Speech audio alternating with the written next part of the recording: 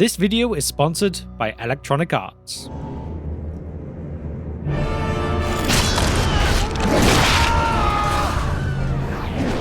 It is time to dive into the depths of Middle-earth once again, and this time we head to the dark, fiery lands that is Mordor.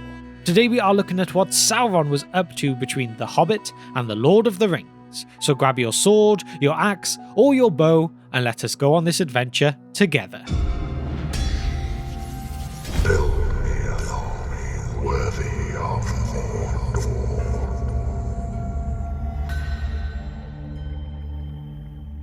Remember everyone, if you find this video helpful, informative, or entertaining today, please remember to hit that subscribe button below. By subscribing, you'll never miss out on any of our latest videos, and you'll be supporting us to continue creating great content like this.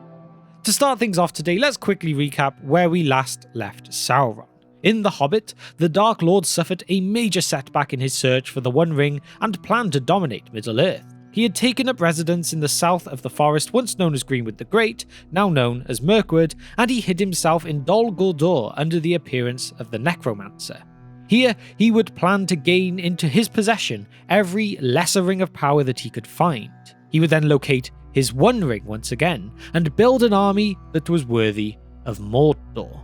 He had sent orcs into Moria, Uruk-hai into Gondor with the help of the fierce warriors of the Easterlings known as the Balcoth, and even captured a dwarven king of Durin's folk, Thrain II. However, by the time that arrow pierced Smaug's chest, Gandalf the Wandering Grey Wizard had snuck into Dol Guldur, discovered that the Necromancer was indeed Sauron, and managed to convince the White Council to attack his fortress, forcing Sauron to flee. Although, I say flee, Sauron had been expecting the attack, so you could say this was all part of his plan. And as we know, evil never rests. The Lord of the Rings Heroes of Middle-earth is a captivating CRPG from Capital Games and EA that invites you to embark on an epic journey through Middle-earth alongside your beloved characters, both virtuous and villainous. Exciting news awaits. Prepare yourself as Elrond is set to join the ranks of Heroes of Middle-earth very soon. Be sure to collect your 5 Elven characters before his legendary adventure event that starts on June 26th.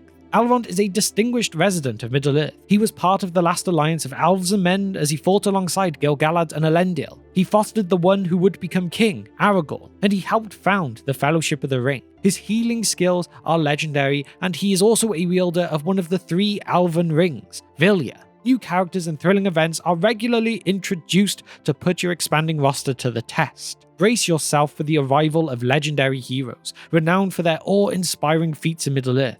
Each month, prepare to collect fresh characters who enter the game and take on the daring challenges of those legendary adventures. Legendary adventures are limited time events that give players the opportunity to upgrade and unlock these powerful characters that we all know and love from the Legendarium. Legendary adventures may return in the future, but are only available for a short time, so make sure you are prepared with your 5 Elven characters. Even if you do miss Elrond's legendary adventure event, there are still tons of exciting Lord of the Rings characters to collect and stories to explore, so gear up and embark on your unforgettable journey today. Download Lord of the Rings Heroes for Middle-earth for free using the link in the description or by scanning the QR code with your phone.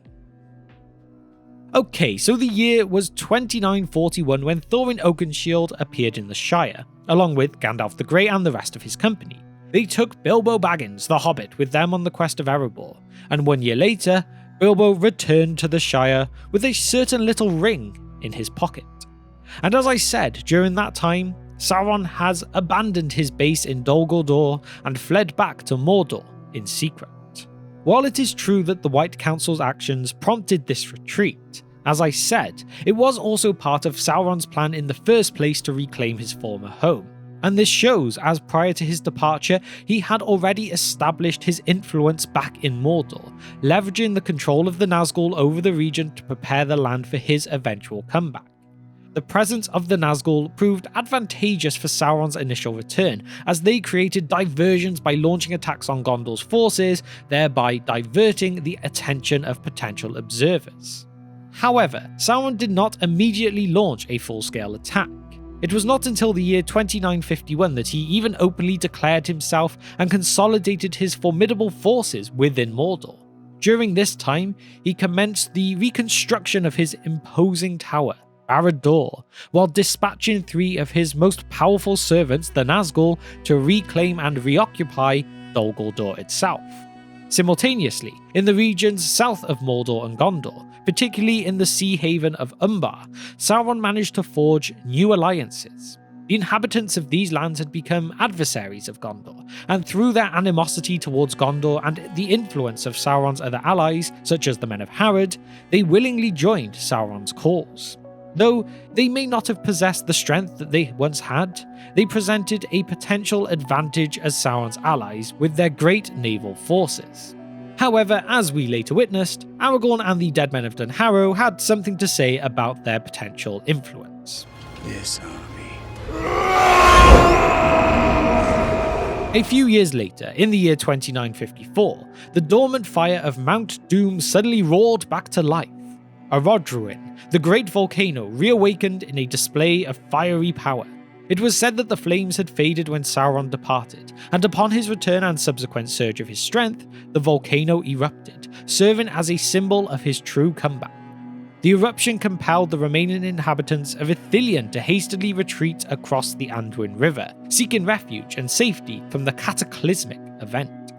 Again, Sauron did not act hastily from that point onward. For the following 50 years, he remained within the confines of Barad-dûr, laying the foundations for his impending war effort. By around the year 3000, the ominous shadow of Mordor was said to have extended its reach beyond its borders. A fair deal of this expansion can be attributed to Saruman the Wizard, who dared to use the Palantir under his possession within Orthanc. In doing so, he fell victim to the power of Sauron, who himself possessed the Ithil Stone. This marked the turning point for Saruman's betrayal of the White Council. Though he did not explicitly side with Sauron, he had, with no doubt, decided to abandon the cause of the forces of good as well. He was in it for himself. After all, it was in the year 2990 that the once great member of the Istari, sent to combat the evil of Sauron, had himself begun to breed orcs, the creatures created by Sauron's master to plunge Middle-earth into darkness. It is also worth mentioning that, while an exact date remains unknown for this, Sauron also managed to exert his influence over another powerful individual through a different Palantir, the ruling steward of Gondor, Denethor. Although Denethor's incredible willpower prevented full collapse, the relentless mental and physical strain of standing against the Dark Lord took its toll on the ruler. He may have looked into the Anor Stone at first to gain knowledge when he fell into a moment of desperation over his wife's ill health, but it was a moment that the father of Boromir and Faramir could never truly come back from. From then on, Sauron wielded significant influence over both the mightiest of the Istari to arrive in Middle-earth, and arguably the most formidable realm as well, Gondor. In the year 3009, Gollum, the tormented creature, ventured too deep into Mordor, ultimately falling into the clutches of Sauron. Captured by the Dark Lord, Gollum endures unspeakable torture in an attempt to extract any information he possesses regarding the One Ring. It is also worth noting prior to his capture that Gollum did encounter Shelob, an encounter that Gollum would later exploit to his advantage when he sets the Great Spider against Frodo and Sam. Gollum remains a captive though until his escape in 3017, though the method of his escape is never really confirmed, and there are strong beliefs that Sauron actually intentionally released Gollum, recognizing his insatiable craving for the One Ring and the potential this could be to lead them all back to it. As we arrive at the year 3018, Sauron commences his offensive campaign. In June of that year, he launches simultaneous attacks on Osgiliath and Thranduil's realm. Furthermore, Sauron dispatches messengers to various destinations, including one sent specifically to Dane Ironfoot in the north. This messenger, believed to either be one of the Nazgul or maybe even the mouth of Sauron, implores the Dwarven King under the mountain to assist in locating this Baggins, as news had spread among the dwarves of a hobbit connected to their kind. In return for Dane's cooperation, Sauron cunningly promises to return the Dwarven Rings of Power, or at least 3 of the original 7. And in return for what he asks, all Sauron asks for is his simple, unimportant ring that this hobbit had stolen from him. Dane sees through this deception, recognizing that the ring Sauron desires is far from insignificant. Consequently, he rejects this proposal without hesitation. From this point onward, the events of The Lord of the Rings unfold as we know them in the story. Ultimately, Sauron faces defeat, and the forces of the Free Peoples emerge victorious in their struggle against this Dark Lord. It's done. So there we have it. During the transitional period between The Hobbit and The Lord of the Rings, Sauron diligently toiled to regain his strength and assemble a formidable army. His efforts included recruiting men from distant lands in the east, such as the armies of Easterlings hailing from Khand and beyond the Sea of Rune. Additionally, he sought support from the south, enlisting the aid of men from South Harad and the Corsairs of Umbar. Not stopping there though, Sauron also focused on breeding orcs, trolls, and other monstrous creatures to bolster his forces. His ultimate ambition remained steadfast throughout those years, to continue the path he had set in motion during the Second Age.